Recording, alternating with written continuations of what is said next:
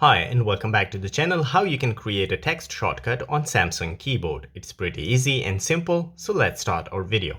First, you need to tap on the setting gear icon on the Samsung keyboard. It will bring you here. Here you will find the option text shortcut. Tap on it, tap on the plus sign to add a shortcut. Now, name the shortcut. I will suppose I want to enter address, so I will name it as address, and then I will enter the whole address here. So guys, once you enter all the address, all you need to do is to tap on add and the shortcut is added. Now if I go back to the Samsung keyboard and I type in address, so here as you can see the address appear here. If I tap on it, so it will be added. You don't need to type the whole address again.